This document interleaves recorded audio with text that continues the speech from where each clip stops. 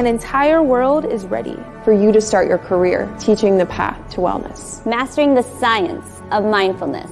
And the art of coaching. To help clients achieve mental, emotional, and physical betterment of life. Through movement, nutrition, recovery, and regeneration. Because impacting one person impacts a family. Impacting a family impacts a community. And impacting a community impacts the world. Become an NASM certified wellness coach.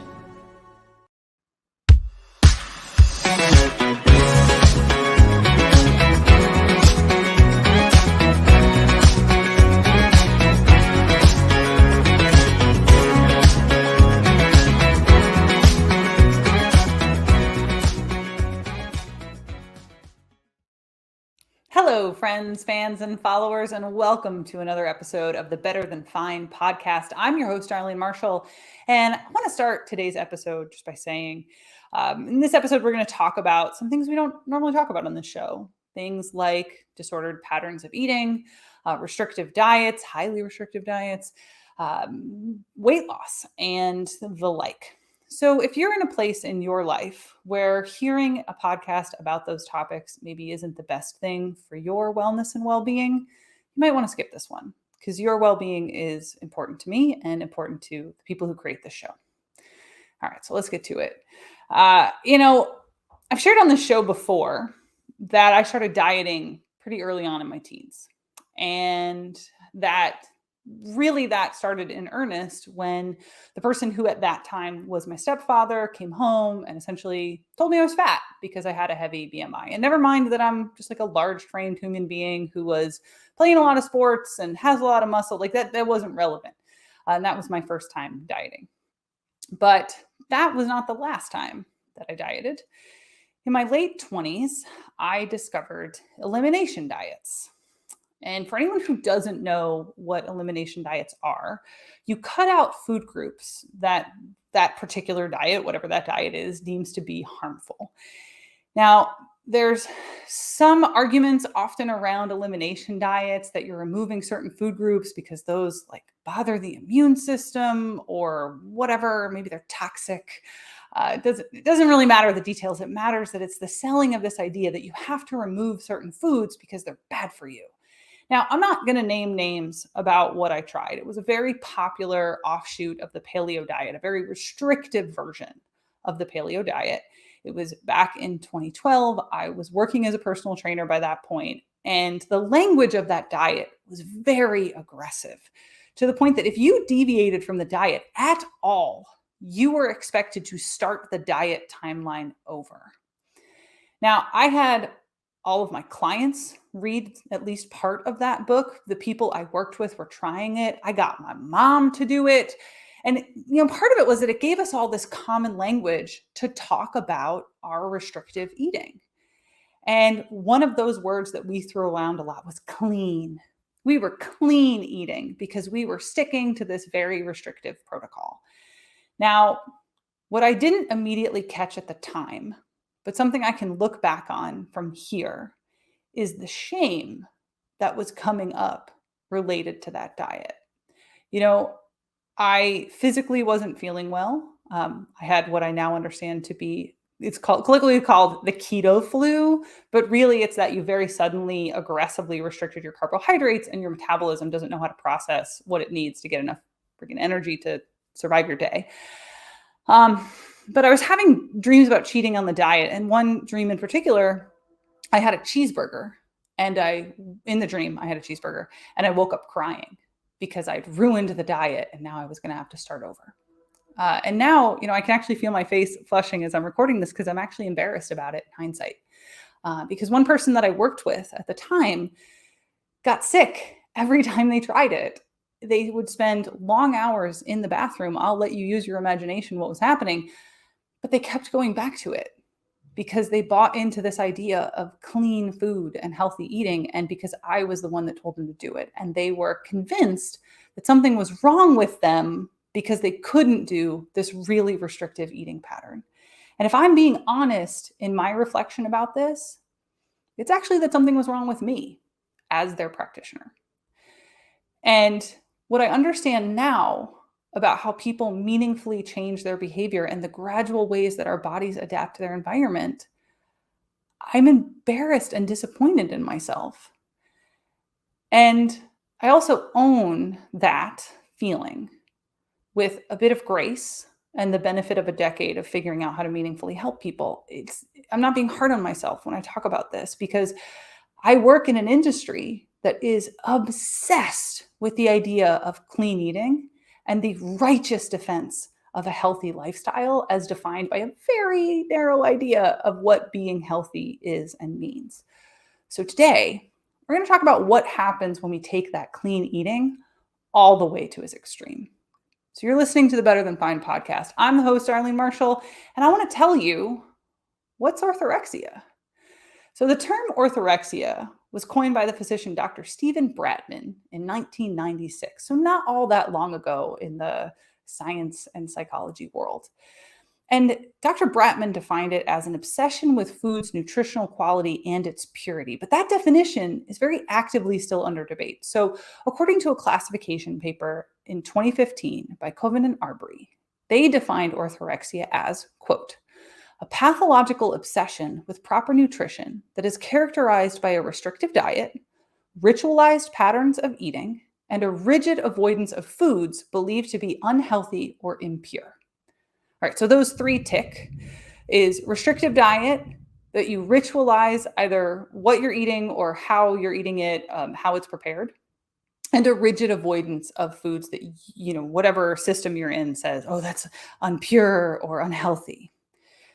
Now, they go on to describe that the problem with this, right? You think that, oh, well, what's so bad about a restrictive diet? You're avoiding unhealthy things. Okay, the problem is the point that it becomes disordered eating, right? The underlying tension of being healthy, it's an orthorexic pattern if it leads to nutritional deficiencies, medical problems, or a lower quality of life. And that last one feels really vague to me, but we're going to talk about that in real detail in a second.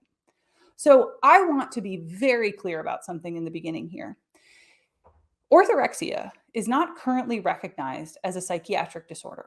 It's not in the DSM, if you've ever heard that acronym. It stands for Diagnostic and Statistical Manual of Mental Disorders. It's the book by the American Psychiatric Disorders Association that essentially establishes what are the recognized mental illnesses and how do you treat them. But there is an active call within the fields of psychiatry and psychology to establish orthorexia as a recognized eating disorder. Now, to do that, it would mean a clear diagnosis and establish how do we treat it. And part of the problem right now is that we don't have clear diagnostic criteria, and there's not a lot of information about what's effective treatment. We're going to talk about that later too. But technically, I just want to be clear and honest with you as a listener that it's not currently recognized as an eating disorder. But I also want to put the thought in your head, we all know you don't have to have the manager's title in order to do the manager's job. So you might hear those three characteristics: restrictive diet, ritualized pattern of eating, and rigid avoidance of what's unhealthy or impure, and have that thought, well, how could eating healthy lead us to medical problems, nutritional deficiencies, and a lower quality of life if the point is to be healthy? Well, I want to give you an example. This is the immediate example that came to mind as I was putting together this show. So back in the 1950s, here in the United States, there was an epidemic of heart disease. So doctors and researchers, they went out looking for why. Why all of a sudden are men in the primes of their lives having, heart attacks and passing early? And as they looked around at the current behaviors in America, they decided, you know what? Americans are eating a lot more fat than they've ever eaten before. So it must be the fat in their food. Never mind that everyone was smoking like a chimney, drinking alcohol like a fish, and we had a ton of unprocessed trauma from 2 world wars. Must be the fat. So by 1960s, there was the consensus in America that low-fat diets are what's healthy. And by the 80s, it had trickled out so that physicians, the federal government, the food industry, nutritionists, the food lobby, the media, everybody was on the low-fat bandwagon. I am a product of the 80s. I grew up in a world that told us that margarine was better than butter. And we now know that that is not the case because we didn't understand what was actually happening in the body. Because in actuality, low-fat diets deprive our bodies of something they foundationally need to create healthy hormones, to absorb fat-soluble vitamins, to build mucous membranes and cell walls. You guessed it, the thing I'm talking about is fat.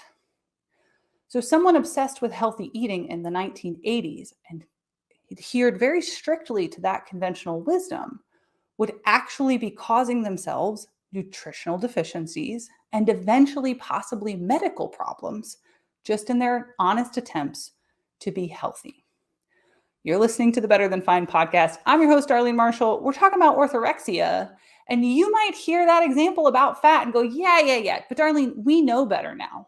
We know better. We eat healthy fats. So let me give you a current example of a diet that has been gaining popularity primarily from podcasts and on the internet, the carnivore diet. If you are not familiar with the carnivore diet, well, it focuses, as you might guess, on eating meat primarily, but also fish, eggs, and other animal products. Now, what might surprise you about the carnivore diet is you cannot have fruits, vegetables, grains, seeds, nuts, non-animal oils, or really anything along those lines. Now, depending on whose flavor of carnivore diet you go by, you may or may not also be able to drink alcohol, which I always think is really weird because if you're only allowed to eat animal products, how are you eating alcohol? But whatever. The underlying ideology is this really strong focus on the idea of clean eating and ideally of locally sourced meats. Now, before you go off and try the carnivore diet, let me just share with you the Cleveland Clinic's position on the carnivore diet. So first, I just point out that the carnivore diet is extremely low fiber, which can cause constipation or worse. And again, use your imagination on that one. But here's a quote from their website about the carnivore diet. Quote, "The carnivore diet is high in saturated fats, which can cause elevated LDL or bad cholesterol and put you at risk for heart disease. What's more, many different kinds of processed meats like bacon or some lunch meats are loaded with sodium and have been linked to certain types of cancers. And a diet high in sodium can cause kidney problems and high blood pressure. But wait," end quote, end quote. "But wait, there's more." Dietitian Kate Patton was also interviewed for the article on the Cleveland Clinic website, and she says, quote, "If you have a pre-existing chronic condition like high blood pressure, high cholesterol, any history of stroke or other cardiovascular disease, you should definitely not try this diet. Even if you have digestive issues, this diet can make things worse with all that protein and fat, which takes longer and harder to digest." End quote. So someone on the carnivore diet believes that they are eating in a healthful way, and it can cause medical problems and nutritional deficiencies. And there are lots of other ways that restrictive eating can cause nutritional deficiencies. But earlier I pointed out that the third effect, lower quality of life, is a little bit vague. And how could restrictive eating lower one's quality of life? And what about other restrictive diets? Maybe you're not going to go on an all-meat diet tomorrow, but are there other ways that this could show up in your life? Because it's not a formal, official psychiatric disorder, there is not full consensus on what the hallmarks of orthorexia are. But there are some common themes that I want to share with you. And as I unpack these, I think it's going to become obvious how it can affect someone's quality of life. So the first is just a full-on preoccupation with food, specifically the nutritional value, the preparation, the exclusion of unhealthy or unclean ingredients. Now, I want to own that a preoccupation with food is one of the hallmarks of any disordered eating. But working in the fitness industry, I spend a lot of time with people who are preoccupied with their food, and a subset of those people are specifically preoccupied with the cleanliness and the quality and the healthfulness of their food. So if you're out there spending an inordinate amount of time researching what foods are clean or healthy, and absorbed in social media posts about those ideas, that's what we're talking about here. You are ruminating about food. If you are waking up in the middle of the night with a nightmare that you had a cheeseburger and now you're going to cry about it, that should be a warning sign. Darlene from 10 years ago. So, preoccupation with food. And along with that preoccupation with food is a sense of value, of importance, of specialness from the food's cleanliness, and that you end up thinking that you are better than someone else who doesn't eat that way. And I'm a little uncomfortable talking about this on the show, if I'm being fully honest, because again, I spend a lot of time in circles where people gain their sense of self, their personal value from saying, well, this is how I eat, as if they are some kind of superhero, and that other people are somehow less than because they don't eat the same way. Number 3 on this tick list is food rules, especially extreme food rules. And when we talk about clean eating specifically in our current context, this is typically around having sugar, fat, salt, gluten, dairy, GMOs, or any artificial ingredients or processed foods. And when those rules become so rigid that the person struggles to relate socially, that's when we're saying like, maybe this relationship that you're developing with how you feel your body isn't actually helping you emotionally, mentally, and socially. And from a wellness lens, we're trying to take care of the holistic self, not just this one area of self. So you're listening to the Better Than Fine podcast. I'm your host, Darlene Marshall, and we're unpacking what are the characteristics of orthorexia, which is really an obsession with clean eating, taking to the point of being disordered in some way. So we've already established that some of the criteria, it's a preoccupation with food. It's that you get the sense of importance, your value, your specialness as a person from the cleanliness of your food. You've got some rules around around your food, and some of those rules might have to do with, is the food good or bad, and associating that with value judgments, not only of the foods, but of the people eating those foods. So you'd say like, oh, that person is a healthful and good person because they do eat this way, and this other person is a bad person because they eat this other way. So along with that comes anxiety or other challenging emotions around what's in your food, how your food's prepared, maybe spending hours planning and preparing food so that it meets that standard of what's clean and what's pure. And along with that comes anxiety or maybe even fear about making a mistake, and a feeling of shame when you go off the rails a little bit.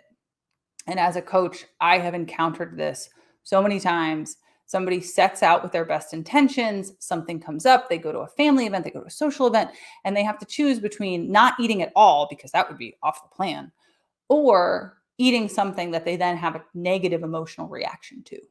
So that is very real. And then this last hallmark kind of category of where we're starting to go as a definition of orthorexia is food fixations that then affect your social interactions. So whether it's from judging other people, or you're afraid that you're going to go somewhere and they won't have the right foods available, and because you're spending so much time on your special foods, you're refusing to eat foods that other people prepared, or you're refusing to eat out, and that causes you to limit social interaction. That is where we get this negative effect in the quality of life. And that's that third effect of orthorexia, is you can't enjoy your life because you're so obsessed with getting the food part right.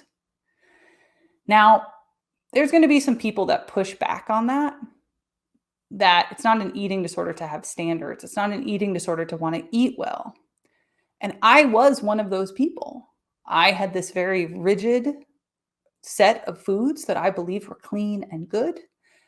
And I was very defensive of them in a way that I expected my family to change how they ate and what they did to show up for me. So to the person who is saying like, wow, well, there's nothing wrong with healthy eating, you got to have standards. Is there a threshold where those standards become harmful? And how will you know that you're over that line or that the people around you are maybe over that line? Okay, so I want to give two big old caveats here. And I think these are really important to call out. Now, the first is that disordered eating in general is a complex psychological issue, and I am not here to tell anyone whether or not they specifically have an eating disorder.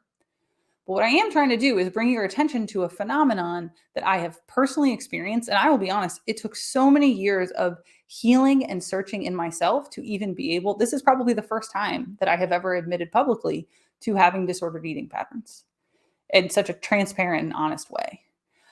Because no, I can't have disordered eating. I'm a personal trainer.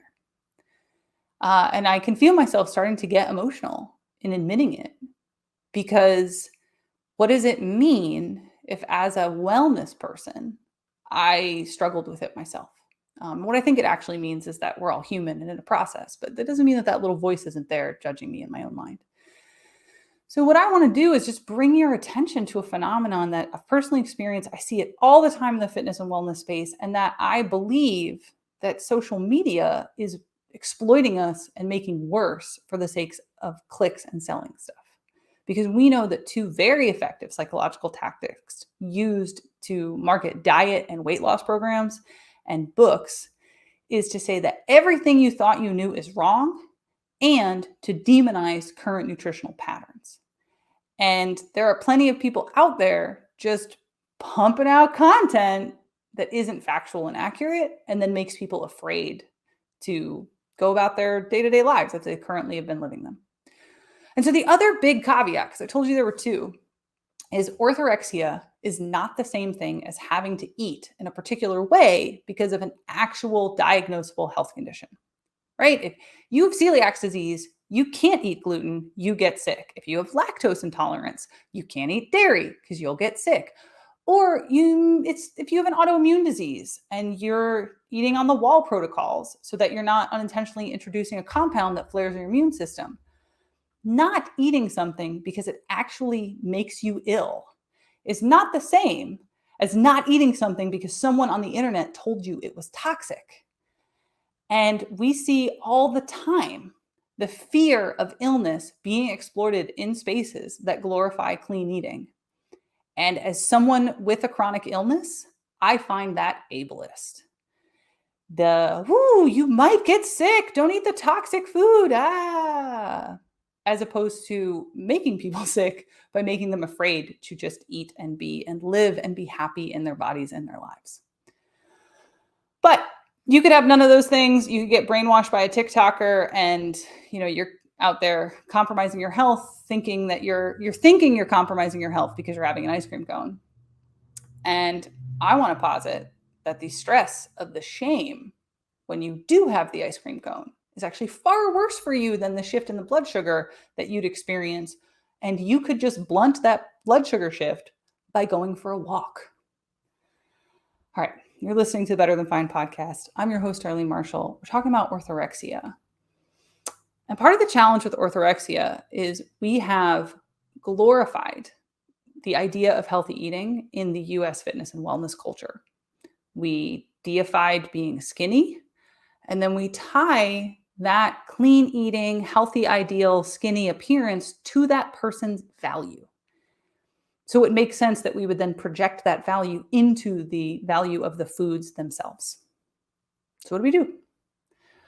Well, again, going to be fully transparent here. There is not a lot of research out there about what is actually effective in the diagnosis or treatment of orthorexia. But there is hope. There is a study published in December of 2021, so not quite a year from the time we're recording this. It's by Rogers, White, and Berry. And it's got a nice sample size. It's 205 participants, but it's a survey study, which is less ideal than like intervention research where you're actually like pulling the levers on what people do. But we could go down a rabbit hole about nutrition research, but 605 participants is a good baseline. So the study is actually looking at the relationship of prevalence of orthorexic behaviors. So those things we talked about before, those hallmarks of what makes orthorexia, and the prevalence of intuitive eating behaviors and positions. And so if you're not familiar with intuitive eating, we're going to go through what intuitive eating principles are, but just generally consider that it's kind of like a philosophy around eating as opposed to a diet, meaning like telling you what to eat. So what they found was that for women, which the men in the study have less effect, but for women especially, the more they're leaning into the positive eating behaviors of intuitive eating, the less they demonstrate the hallmarks of orthorexia.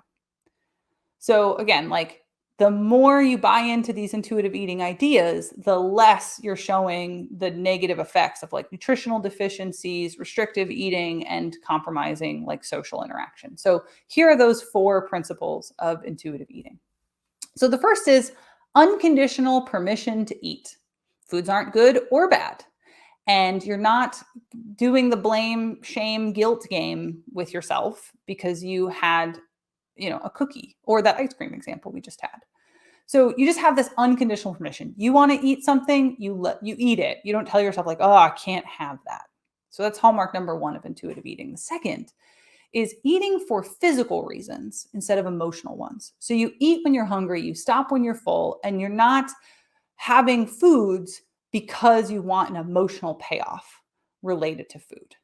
So if you want something, you just eat it, but you're not going to be like, I had a bad day, I deserve a brownie. Third one is reliance on your hunger and satiety cues for whether or not you eat. So that would be things like instead of tracking in an app or having other food rules, you listen, you tune into your body. Now, I'll be honest, I have a small problem with this one. As someone who's worked in fitness for a long time and worked specifically with people who have decades long histories of diet culture and dieting and extreme caloric restriction, the more you have dieted, the less responsive your hunger and satiety cues are. And so it takes some work to recondition those signals in the body. And so I just want to own, if you're listening to this and you're like, oh yeah, intuitive eating, I can just not eat if I'm not hungry. Like there's a process here. And I want you to just know that that exists. And then the 4th hallmark is the ability to recognize that foods have a lot of different roles in one's life. So NASM's Certified Wellness Coaching course lists nutrition, tastes, energy, and enjoyment as the different roles in one's life for nutrition. And I want to add to that cultural expression, because many of what we label as bad foods in America, they're expressions of a cultural identity. And by demonizing them, we are alienating people from their own history and heritage. And so, but to get back to intuitive eating, it's just recognizing that food plays all these different roles in our lives. My dad and I were talking last night. My grandmother makes something that, as far as I know, nowhere else in the world they call it chili sauce, but here in upstate New York, it's called chili sauce. And it's something my grandmother makes. My dad got a jar of it yesterday, given to him by his sister, like whatever. The point being, it is a cultural food that has a ton of sugar in it. But the good part of it is the nostalgia, the connection to heritage, the feeling of being part of something lasting and bigger than myself that's been passed down generation to generation. That matters. And being able to accept that without shame, blame, or guilt when I engage with that cultural heritage. To me, that really matters. So we've had a bit of wandering in this episode. And that's because orthorexia isn't simple. And it's not even clearly defined right now. But what we know is that disordered eating hallmarks are preoccupation with food in a way that becomes restrictive, that then harms not just the body, but socially, emotionally, and mentally the person engaging with it. And I want to reiterate here, disordered eating is a very complex psychological issue. So if you believe that you are struggling with anything that was unpacked in this episode, I want to strongly encourage you, get evaluated by a qualified professional. Don't fall into that internet trap of hearing something somebody said online and thinking, oh my God, I'm orthorexic. Talk to somebody about it. And if you are a professional working in this space, you're a trainer, you're a coach, I hope you'll take this moment in this episode to check yourself. Is your dogma about the cleanliness of foods accurate? And how do you know? And are you qualified to say either way? And are you verifying where you're getting your information? And are you pushing a restrictive agenda that is affecting your client's long-term health, not just physically, but also mentally, socially, and emotionally? And when you push a restrictive position, are you offering healthful alternatives, or are you leaving people even more confused than they were before? Because as the person they end up working with later in their life, I'll tell you, unpacking and reprogramming that stuff takes a long time. It can be really hard and very confusing for people. So I'm going to close just by appreciating, I do this show each week, and sometimes the topics are fun and easy and light, and sometimes they're heavy and hard. And this one is really hard for me. It's hard as somebody who has been in and out of diet culture for decades. It's hard as someone who's been adjacent to the fitness industry and felt like there's so many things about it that are harmful to myself and to people I eventually end up working with, and even to my colleagues, though they're the ones out there saying some of that stuff. And I think it's really frustrating and hard for people who aren't in the industry, but are the people that we serve, because they trust us and they want to do what is right for them in a lasting way. And there's a lot of confusion in the space about what's actually meaningful and healthful. So hopefully this episode at least gives you some things to think about in terms of how you're approaching your own health and well-being. And remember that negative trifecta. If what you're doing is causing shame, blame, and guilt, then is it really the thing that is most healthful for you in the long run? All right, we're going to leave it there. If you're a fan of the show, I hope that you will subscribe wherever you are listening. If you want to help support the show, you could leave us a 5-star review on Apple Podcasts, or they now have reviews on Spotify. And I would so appreciate and value if you would do that for us. And if you are on YouTube, subscribe to that NASM channel. If you want to follow me, you can shoot me a DM. I'm on LinkedIn. I'm easy to find on Instagram. I'm darlene.coach, and I would love to hear your feedback, your ideas, your requests for episodes. I'm so grateful to get to do the show with you every week. Thank you so much for being here, and be well.